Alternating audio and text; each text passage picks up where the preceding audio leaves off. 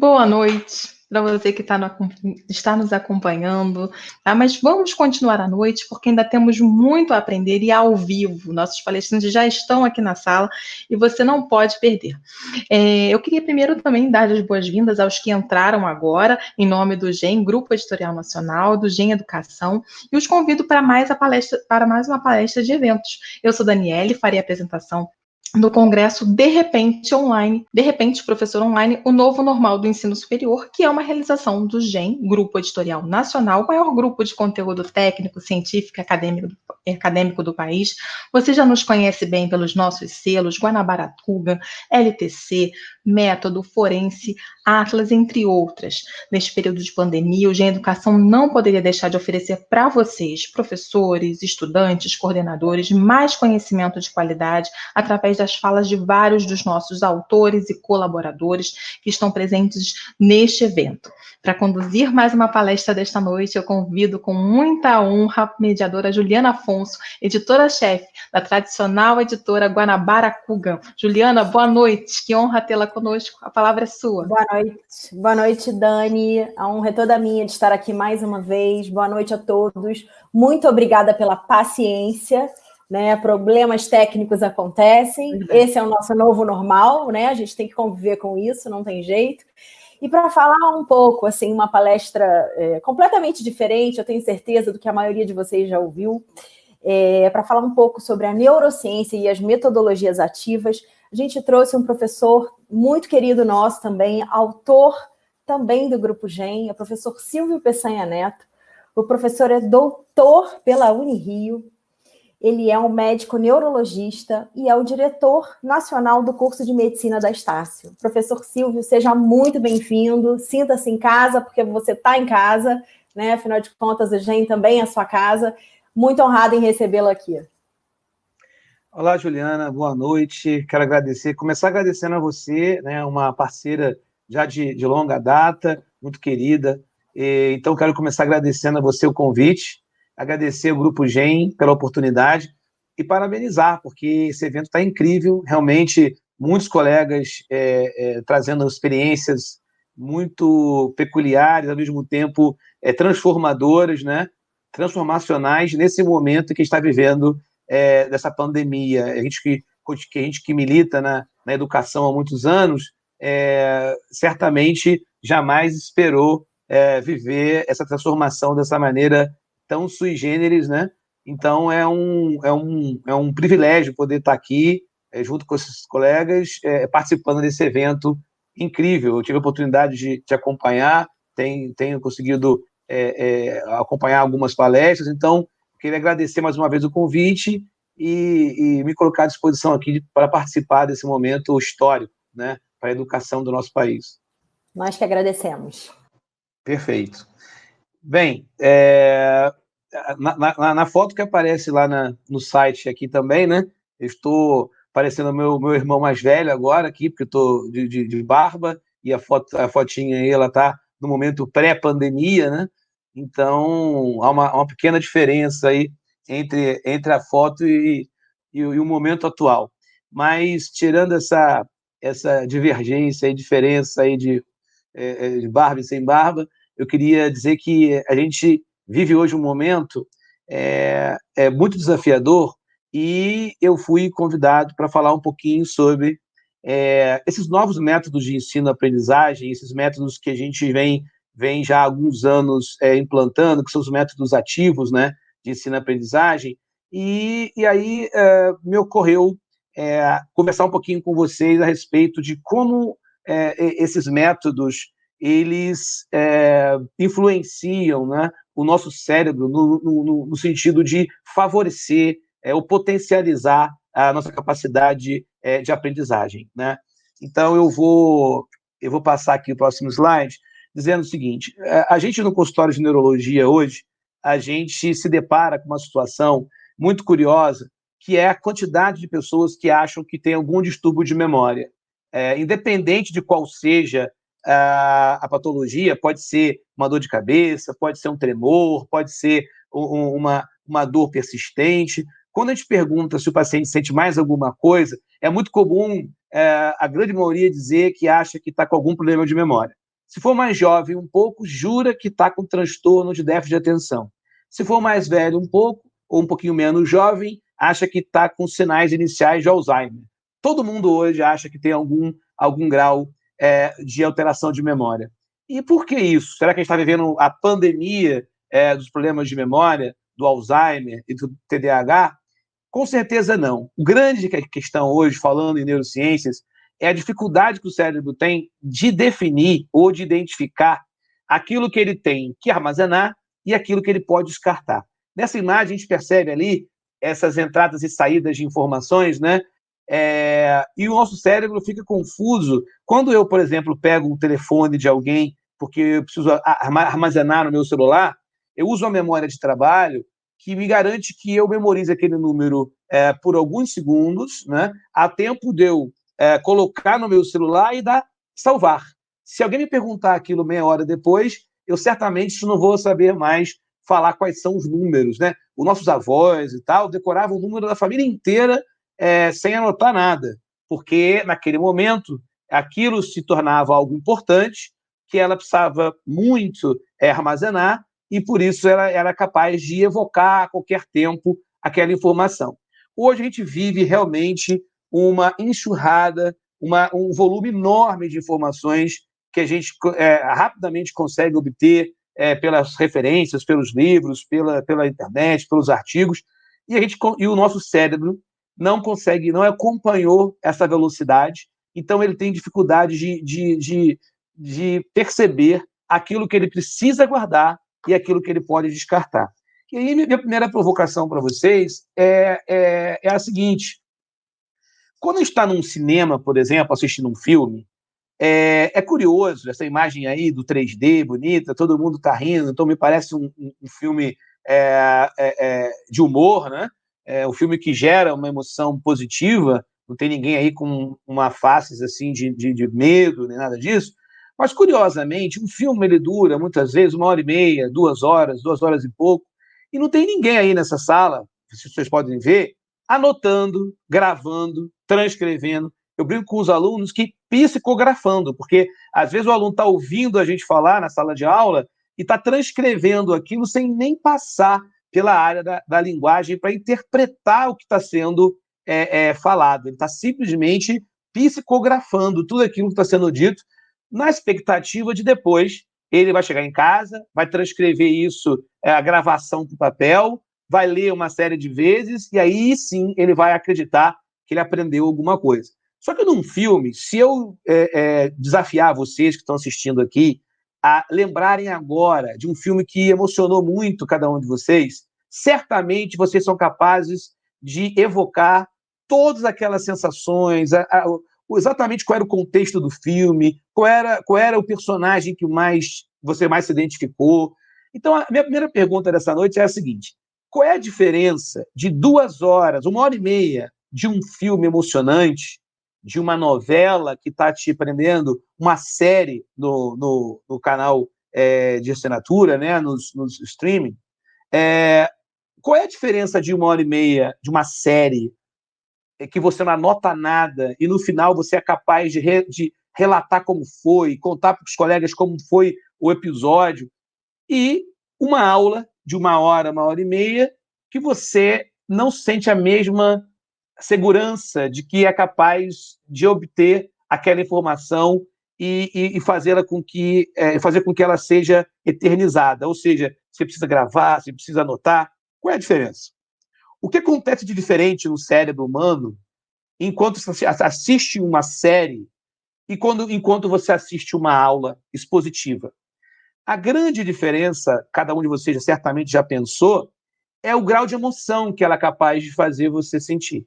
Quanto mais emoção a gente tem, boa ou ruim, a gente libera substâncias no cérebro capazes de sinalizar para ele de que aquilo é importante ser memorizado para sempre.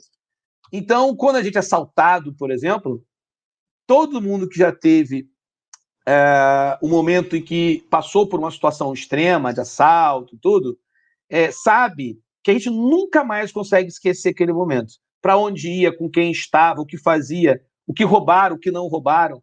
É lógico que a gente não lembra muito bem da fisionomia do assaltante, porque mecanismos, né, adrenérgicos, da liberação do sistema nervoso simpático, fazem a gente se preparar para a luta e fuga, e a gente, por exemplo, dilata a pupila, entre outras coisas, e perde a definição das imagens. Então, é difícil você dizer com detalhe como era o assaltante, por uma questão biológica.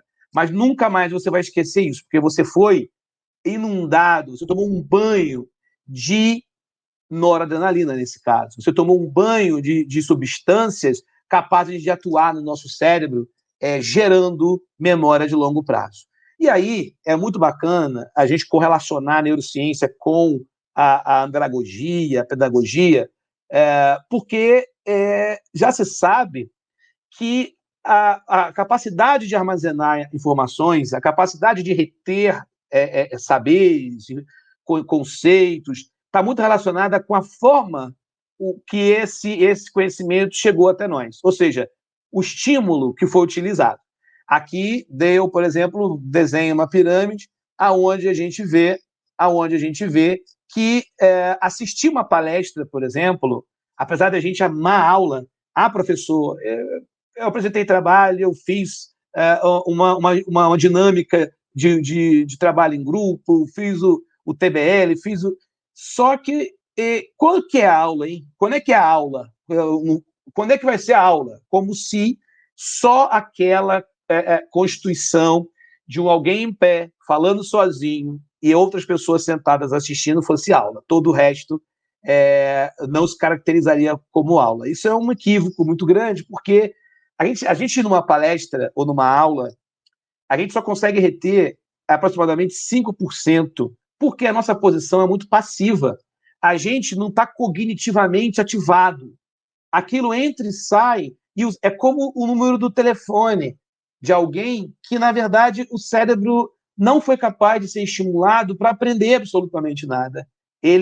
Óbvio que a gente decora, porque a gente ainda tem a cognição funcionando, então a gente consegue decorar para a prova, a gente consegue decorar para correlacionar aquela informação com outra, porque a gente está cognitivamente sadio. Mas, do ponto de vista de aquisição do conhecimento, de retenção, a gente está bem prejudicado nessa situação aí, por exemplo, de palestra. À medida que a gente vai aprofundando a experiência, a leitura te provoca mais cognitivamente, você precisa ler, interpretar, fazer as correlações, aumenta o percentual de retenção. Os estímulos audiovisuais levam isso para 20%, se você participa de demonstrações práticas daquilo, aumenta para 30%, as discussões em grupo fazem com que você precise estar ativamente ativado do ponto de vista cognitivo, e aí você, obviamente, tem uma retenção muito maior, e é lógico, eu me preparar para vir dar essa aula para vocês, ou essa discussão, ou essa troca de informações, é lógico que me leva cognitivamente para um estado onde eu libero essas substâncias que me deixam num estado de estresse. Não aquele estresse que a gente julga algo negativo, mas a gente sai da passividade. Eu não estou passivo aqui, eu estou numa posição ativa. A minha postura ativa para estar aqui garante que as coisas que eu vivenciar aqui com vocês vão ficar armazenadas no meu cérebro. Então, isso é o que a neurociência traz para a gente. E aí vem um aspecto super importante, que é como que isso se transpõe para os estudos relacionados à educação.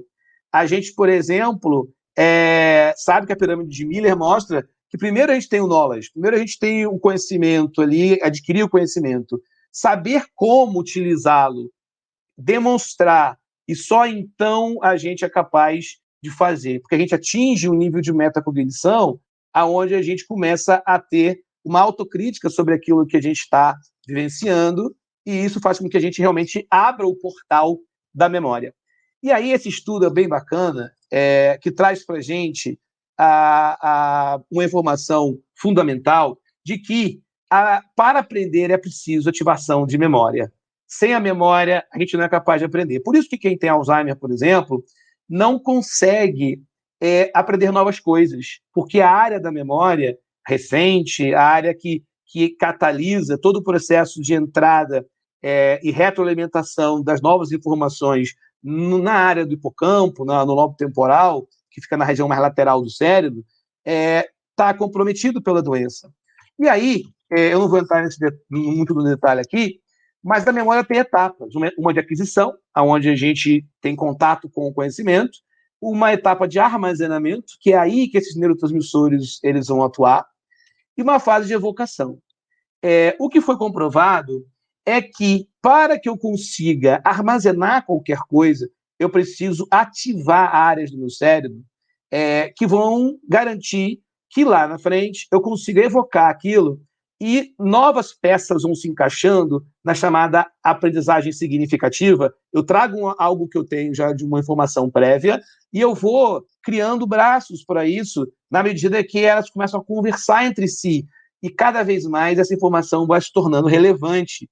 E aí, essa área do cérebro aqui, na face mais lateral, superior aqui do lobo temporal, a gente tem a área da cognição, a área de Wernicke, a área da memória, a área da linguagem.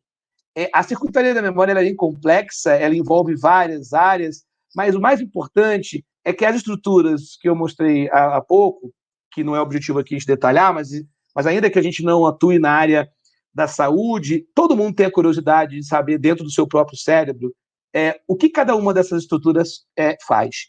Então, por exemplo, o cérebro nosso humano, ele tem uma área mais anterior, de comportamento, planejamento, uma área motora que nos garante mexer, né, caminhar, utilizar talheres, uma área sensitiva, que nos permite sentir dor, calor, uma área visual e uma área temporal, lateral, que é o nosso grande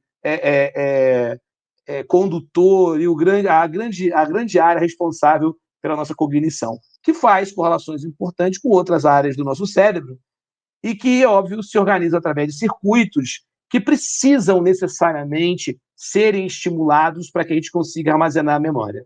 E aí os estudos mostraram que para que esse nosso cérebro seja capaz de interpretar que aquela informação ela tem que ser guardada e não jogada fora, eu preciso buscar formas, buscar estratégias que façam com que o cérebro desse indivíduo ele produza alguns neurotransmissores, principalmente a epinefrina e as substâncias relacionadas ao estado de estresse, como o ACTH, os corticoides, e também a serotonina, que é um estimulante importante do sistema nervoso, mas que também nos dá a sensação de prazer, de satisfação. Por isso que o espaço de aprender ele tem que ser um espaço, portanto, que nos permite estar ativos e, ao mesmo tempo, que é algo que nos traga prazer, que a gente possa achar aquilo bacana, legal, interessante,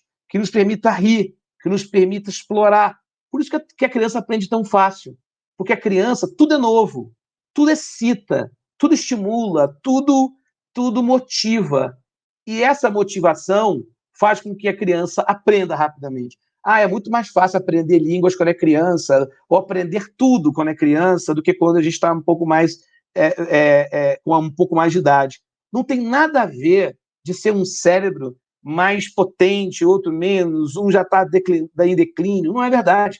Tem pessoas de mais idade que têm uma capacidade de aprender enorme, mas essas pessoas elas têm uma postura de aprender. O que é a postura de aprender? É a postura do desejo, de aquilo fazer sentido. E esse é o papel do educador. O papel do educador é olhar no olho daquele indivíduo com quem ele quer compartilhar conhecimento e fazer com que ele brilhe os olhos. Esse brilho nos olhos é a manifestação externa da liberação de adrenalina, noradrenalina, serotonina, que vai fazer com que esse cérebro esteja funcionando no ritmo de aprender, né? E aí, olha essa imagem que todo mundo conhece muito bem. Uma imagem, todo mundo sentadinho um atrás do outro.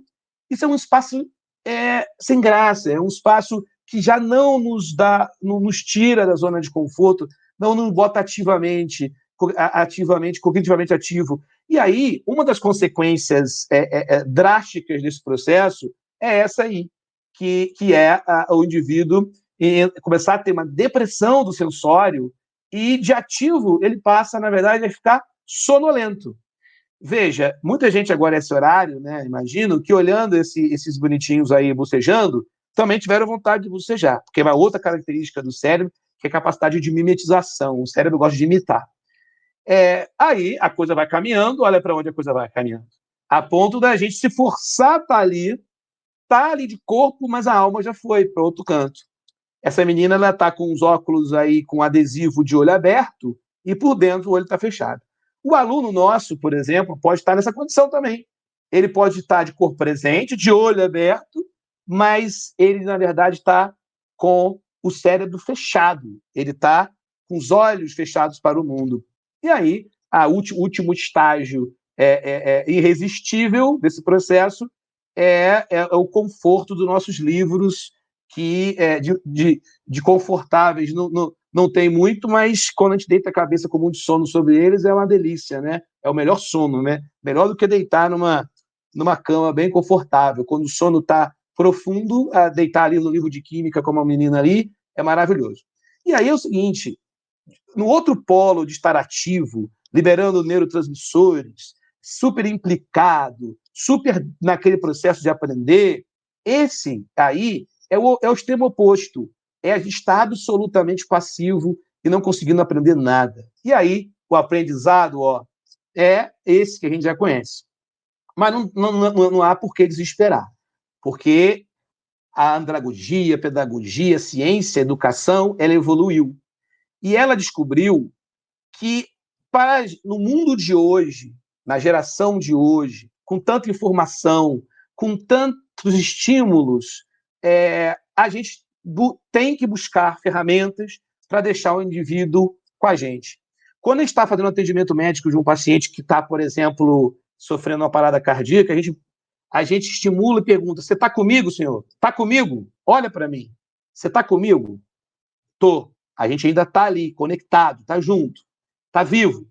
É isso que também que a gente precisa estabelecer quando a gente está lidando com o ensinar alguém, compartilhar com alguém, crescer cognitivamente com alguém. E aí o ensino tradicional era aquele que a gente conhece, totalmente centrado no professor, totalmente voltado à memorização. Funcionou no passado. Por isso que não adianta a gente falar assim, no meu tempo é que era bom. A gente aprendia muito mais. Naquele tempo, a forma de aprender e de ensinar era uma. Hoje, a forma de aprender e ensinar mudou porque nós mudamos. Nós não somos, nosso cérebro não é mais o cérebro de 10, 15, 20 anos atrás. Então, a ideia aqui é exatamente colocar o nosso cérebro em atividade. Então, a ideia é que a liberação desses neurotransmissores consigam acelerar a engrenagem do nosso cérebro e fazer com que essas engrenagens aqui do lobo temporal estejam ativadas com o nosso sistema límbico, o nosso sistema das emoções, fazendo com que a gente esteja integralmente dedicado àquele momento de crescimento e aprendizagem. Né? Alguns outros neurotransmissores, eles são inibitórios desse processo. E não há nada mais inibitório desse processo do que a gente estar numa sala de aula ou participando de uma atividade que ela não tem absolutamente importância nenhuma para a gente. Não tem nenhum sentido. Se não tem sentido, não tem estímulo. Se não tem estímulo, não tem aprendizado. E aí, a gente precisa entender que no modelo, quando a gente começou a ter a presença dos celulares na sala de aula, as pessoas, nós, educadores, professores, começamos a polarizar com o celular. Eu lembro de uma frase muito comum que era: gente, todo mundo com o celular desligado. Certa vez eu fui numa palestra, há uns mais de 5 anos atrás, que a primeira vez que eu vi um professor dizer o seguinte: todo mundo desligou o celular? E desligaram o celular? Todo mundo disse sim. Ele disse: para quê? Vamos ligar o celular, porque agora a gente vai usar o celular. Vamos lá, dá um Google aí.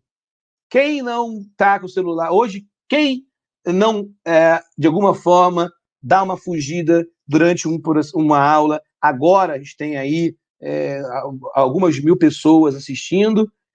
Certamente alguém já deu uma escorregada, já foi no celular, já deu uma olhada, ver como é que está o Instagram, como é que está lá, quem curtiu quem postou foto com quem. Isso é natural e não tem como voltar atrás. Então, o que a gente precisa fazer? Aqui dando um exemplo, por exemplo, da formação na área da saúde, mas isso pode ser extrapolar para qualquer outra área do conhecimento. Tem que haver contexto. Então, para dar aula de coração, por exemplo, não que eu acho o coração o órgão mais bonito disparado, acho o cérebro muito mais interessante que o coração, mas tá aí o coração, todo mundo gosta. As pessoas têm o equívoco de atribuir ao coração o amor. Eu amo você, coraçãozinho. Ridículo, completamente equivocado. Na verdade, quem ama é o cérebro. Então, o certo seria eu, cérebrozinho, você, muito mais assertivo.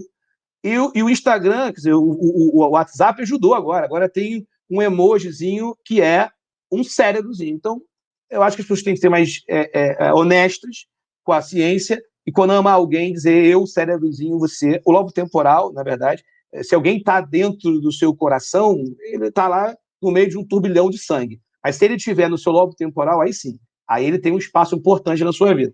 Então, brincadeiras à parte, aí adoro todos os colegas cardiologistas e tal, mas a neurologia tem aí teu lugar. Então, aqui a gente tem... eu vou estudar coração, eu tenho que estudar anatomia, histologia, fisiologia, tudo integrado. A célula do miocárdio, ao mesmo tempo de como funciona o sistema de condução, isso é chamado de integração horizontal, as disciplinas do mesmo segmento conversando entre si. E, da mesma forma, eu preciso apontar numa integração vertical, lá no primeiro período do curso, dando aula de osso, como é que é a importância do acidente ósseo no planejamento de uma cirurgia da ortopedia, lá no meio para o final do curso. Isso são integrações importantes que são, na verdade, métodos que são utilizados para que a gente estimule o outro a vir para um campo, vir para um lugar aonde realmente o cérebro dele aprende.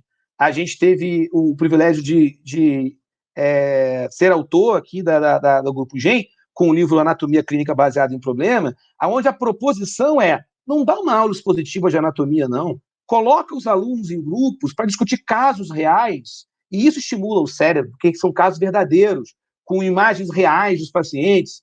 Então, o aluno ele vê aquilo, ele se estimula a entender a anatomia a partir de um estímulo prévio, que é um caso clínico. Estudo baseado em caso é um método ativo. Então, é óbvio que eu levar o aluno para conhecer a topografia dos órgãos. Todo mundo fala hoje muito dos métodos ativos, né? Uma aula prática é um método ativo. Eu levo o indivíduo para um lugar onde ele vai ter contato com o corpo humano, com as peças. Isso é ativo. Eu tô colocando esse aluno cognitivamente ativado. Então, a gente hoje comete o equívoco de demonizar a aula expositiva, como se ela fosse antagônica aos métodos ativos. Na verdade, não é fato. Tem aula expositiva que deixa a gente cognitivamente ativo e envolvido muito mais do que um TBL que não foi bem planejado. Tem um outro exemplo aí, por exemplo, eu correlaciono uma aula de anatomia onde eu ofereço casos clínicos, depois a gente oferece o contato com a peça anatômica, e depois esse aluno vai praticar isso, por exemplo, num ambiente de simulação, aonde ele vai fazer nesse exemplo aqui, um ensino de anatomia palpatória para ele correlacionar aqueles acidentes ósseos a exame físico, ou seja, eu estou dando desde o início do curso para ele condições dele correlacionar aquelas informações com a prática profissional. Isso é muito ativo. E é óbvio, a gente pode passar por uma série de outros recursos, né, de mais sofisticados, em todas as áreas do conhecimento, na saúde, nas humanas, nas áreas das exatas. Eu pego um aluno, dou uma aula expositiva para ele de cálculo e tudo mais, muito mais bacana e ativo eu levar esse indivíduo para um caso onde, por exemplo, houve um desabamento ou houve uma situação de uma queda de uma ponte, e a partir dali discutir as pessoas que foram feridas, qual foi o impacto disso, e aí, através disso, entender qual foram os impactos, eventualmente, de um cálculo feito de forma equivocada, por exemplo. Então, eu tinha aqui 30 minutos, a ideia era tentar sintetizar e trazer algo bastante objetivo para vocês, para que a gente possa ter também aí algum tempinho de interagir, porque senão eu não tenho coerência com o que eu acabei de dizer. Se eu tiver aqui durante todo o tempo uma aula onde só eu tive oportunidade de falar, certamente eu vou estar sendo incoerente com tudo aquilo que eu disse antes, né? É como faz o Caetano Veloso, né? Ele fala várias coisas bacanas e tal, e também diz no final, ou não, né? Quer dizer, então pode acontecer tudo, inclusive nada, não é isso? Então eu queria concluir essa minha fala dizendo que a gente precisa construir de maneira colaborativa o processo de aprendizagem. Não é sozinho que a gente aprende pela interação com o outro, desde o bebê até o vovozinho de 100 anos. Essa imagem é muito bacana no sentido de que a gente tem que ter um esforço para a gente alcançar o conhecimento. A gente não adianta de ficar passivo, achando que tudo vem do outro que tem mais experiência que a gente. O meu último slide é que a gente às vezes acredita que durante a faculdade, durante o curso, durante a nossa vivência, a gente vai passar por todos aqueles conteúdos que vão nos formar de maneira qualificada. Isso não é real, porque quando a gente acredita que sabe todas as respostas, a vida vai vir mudar as perguntas. Então a gente tem que saber, mais do que tudo, aonde a gente aprende, aonde que o nosso cérebro se emociona e nos colocar numa postura de aprender. E qual é a postura de aprender? É permitir estar aberto a se emocionar. As emoções liberam as substâncias que ativam o cérebro a armazenar qualquer coisa. Então, aprender é se emocionar. Espero que eu tenha conseguido, nesses minutos, causar algum grau de emoção para vocês, para que essas palavras fiquem perenes aí no cérebro de vocês, em especial no lobo temporal, tá bom? Essa imagem em homenagem aqui ao hipocampo, que é essa área importante da nossa memória, e ganhou esse nome por parecer com o hippocampus, que é o cavalo marinho. É lindo essa imagem, 1 milhão de vezes mais bonita que o coração, diga-se de passagem. E aí eu concluo aqui a minha fala e passo de volta a palavra aí para a Juliana. Tá bom? Obrigado a todos aí pela paciência. Silvio, maravilhosa a sua apresentação, como sempre. Eu adoro esse tema, acho que os professores também estão interagindo muito nesse sentido. Maravilhosa também sua frase, acho que perfeita para o momento, né? Quando a gente acha que sabe todas as respostas, né? Vem a vida e mostra que não. Acho que a frase do Veríssimo está super atual, inclusive, né? O mundo que a gente está vivendo, um mundo completamente louco. E a gente recebeu muitas interações aqui, a gente está separando, são muitos comentários mesmo, a gente está separando aqui. Então, por exemplo, uma aqui, do professor Fernando Menezes, posso fazer várias atividades diferentes ao mesmo tempo e aprender, usando sentidos diferentes? Muito bacana, professor Fernando. Essa pergunta é bem interessante. A gente tem que ter um cuidado grande, como a gente falou aqui, porque durante o processo que a gente tem um volume de informações muito grandes, o nosso cérebro ele vai ter a percepção de que nenhuma daquelas coisas que estão acontecendo merece o foco necessário para que aquilo fique armazenado. É uma experiência fugaz. Então, se eu faço muitas coisas e não mergulho nelas, o meu cérebro vai entender que eu quero viver aquilo naquele momento, mas que eu não preciso que aquilo deixe nenhuma marca em mim. O que marca a gente é o que nos emociona, seja para o bem ou para o mal, como eu coloquei. No dia que a gente descobre algo muito incrível, quando a gente dá aquele entendi, ou quando aquilo me emociona, o cérebro entende, opa, libera a substância, sinaliza que aquilo tem que ficar, porque ele é uma descoberta, é algo que eu preciso voltar lá naquela informação no futuro. Quando você pergunta se é possível a gente ter vários estímulos concomitantes e aprender ao mesmo tempo, usando sentidos diferentes, é um pouco complexo. Por quê? Naquele desenho que eu mostrei para vocês, que é do Prometheus, né, lindo, lá do encéfalo, lá, que tem no Gilroy também, cada área do cérebro é como se fosse uma ilha de pessoas que só fazem aquilo. Um grupinho só sente dor, um grupinho só fala, um grupinho só mexe a mão. Se eu estimular o cérebro de maneira global, em múltiplos sentidos, vai prejudicar a minha capacidade de dar foco e dizer para ele, olha, se atenta a isso, porque isso é importante. É por isso que as pessoas, para aprender, cada um tem o seu jeito. Tem gente que aprende com música, tem gente que a música atrapalha. Tem gente que aprende lendo mais, ouvindo mais. Cada um precisa descobrir como tocar o seu próprio cérebro. E é esse que é o grande lance da educação atual. É aprender a aprender. É você se deparar com a sua própria questão em relação encontrei o meu caminho aqui. É assim que eu aprendo. Se você me disser que você aprende muito melhor, se sente muito mais confortável, ao mesmo tempo comendo uma coisa para usar o sentido do paladar, ouvindo uma música, dando umas olhadinhas para a televisão, e assim é que você aprende, você encontrou a forma de estimular teu cérebro e achar o caminho, a trilha para o aprendizado. Não é comum, é mais comum que a gente precise dar foco. Por isso que alguns medicamentos, por exemplo, são utilizados para estimular de maneira focal o nosso cérebro na área do aprendizado, da memória, para poder tirar o foco de outras áreas do cérebro e dar conta de fazer o indivíduo aprender. Né? Pessoas que têm transtorno de atenção precisam de medicamentos nesse sentido, por exemplo. Perfeito. A gente tem várias perguntas, mas acho que o que gerou mais, assim, temos 4 minutos para encerrar, para não atrasarmos as próximas palestras. Eu acho que o que ficou, assim, a sensação do pessoal, além de ter sido uma palestra sensacional, foi de como aplicar essa emoção, como estimular essa emoção no EAD. Eu acho que não dá para responder isso em 4 minutos, né, Silvio? Mas se você conseguir passar alguma coisa para a gente nesse sentido... e também porque que isso não está nos currículos para professores, né? Porque é uma outra fala aqui de uma professora que agora não está na minha mão. Legal. Eu vou tentar falar assim. Nos tempos de hoje, aonde a gente está à distância, não necessariamente a gente é incapaz de emocionar o outro.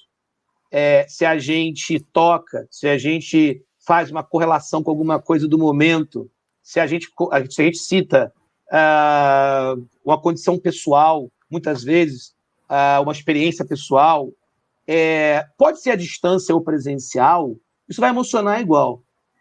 Então, eu não vejo hoje, eu falo muito para os alunos isso, nenhum prejuízo no processo de ensino-aprendizagem pelo fato da gente estar à distância. Eu estou de frente para a Juliana, eu sou capaz de ver o verbal, não o verbal, eu ouço a Juliana, eu vejo a forma, com as expressões que ela tem. Um professor, ele precisa disso.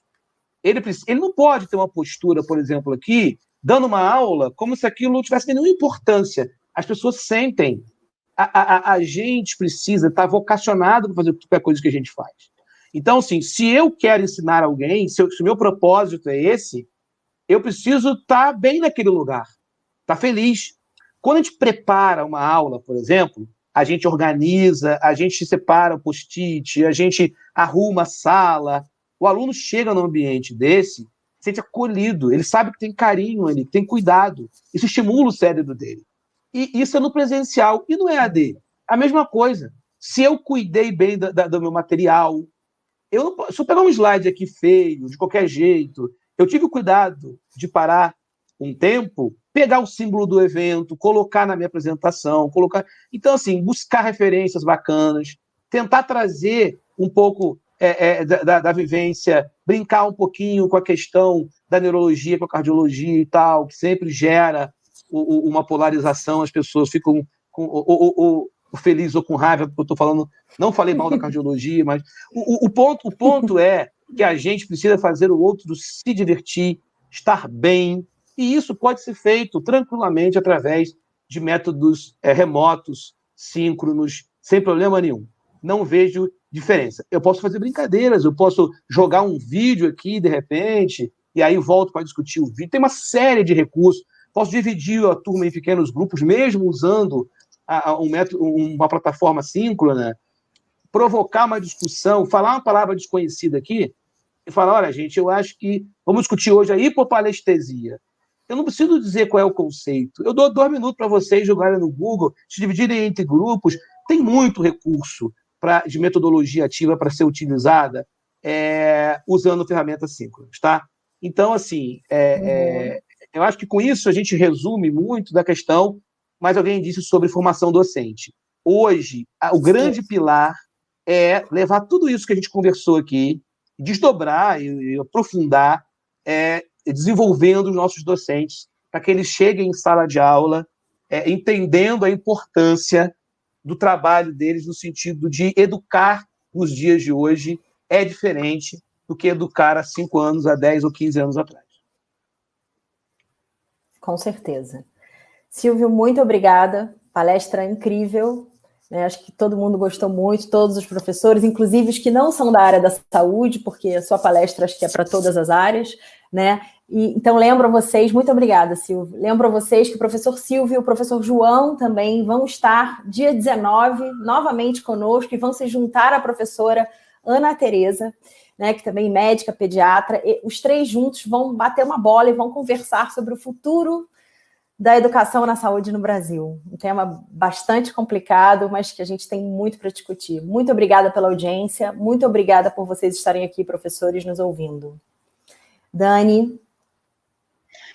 Juliana, professor Silvio, que maravilha. Obrigada por nos conduzirem nessa palestra. Nós estamos aqui borbulhantes nos nossos comentários, vocês estão vendo. Eu vou ter que citar aqui, ó. A Virgínia Zaia diz: parabéns, professor, palestra excelente, apaixonante. Ana Paula de Araújo Barbosa, maravilhosa palestra, muito bom. Parabéns, professor Silvio. É esse sentimento que a gente está, de gratidão. Obrigada pelo conhecimento. Muita gente querendo saber do livro dele, é só ir no nosso site do GEM. Obrigada pela audiência de vocês, pela participação no chat ao vivo, e após a gente refletir sobre esse tema, metodologias ativas e fundamentos, que é tão borbulhante e importante no cenário do ensino superior, nós vamos dar um breve, nem temos mais intervalo, a gente já vai começar, daqui a pouquinho vai chamar nossa vinheta para chamar o grande mestre referência, Danilo Marcondes, da PUC do Rio de Janeiro, que apresentará o tema Desafios Éticos na Educação em Tempos de Pandemia. A sessão vai começar em segundos, não perca, GEM, conteúdo de qualidade que faz a diferença. A gente se vê já já.